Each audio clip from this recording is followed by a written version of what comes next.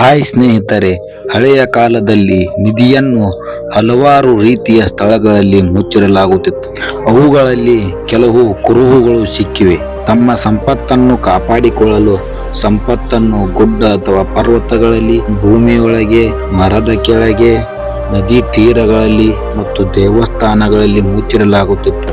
ಅವುಗಳನ್ನು ಈ ವಿಡಿಯೋದಲ್ಲಿ ನೀವು ನೋಡಿ. ಗುಜರಾತಿನ ಆಲದ ಮರದ ಕೆಳಗೆ ಸಿಕ್ಕ ಈ ಮಡಕೆಯಲ್ಲಿ ಬಂಗಾರವನ್ನು ನೋಡಿ.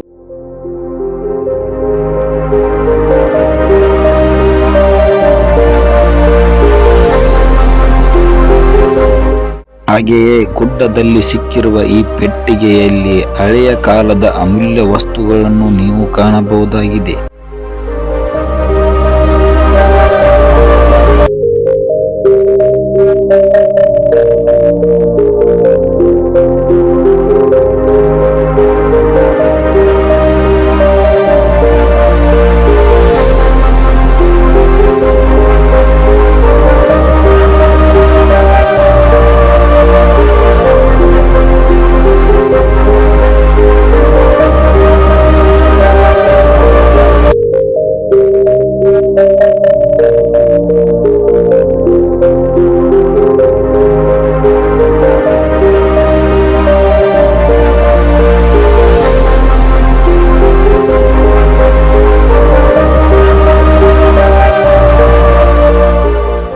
ಈ ಹಳದಿಯ ಲೋಹವನ್ನು ಇಷ್ಟಪಡದವರೇ ಇಲ್ಲ.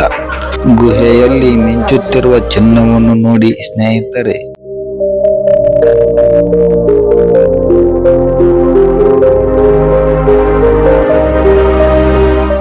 ಈ ವಿಡಿಯೋ ನಿಮಗೇನಾದರೂ ಇಷ್ಟವಾಗಿದ್ರೆ ಲೈಕ್ ಮಾಡಿ ಮತ್ತು ಕಮೆಂಟ್ ಬಾಕ್ಸ್ ನಲ್ಲಿ ಕಮೆಂಟ್ ಮಾಡಿ.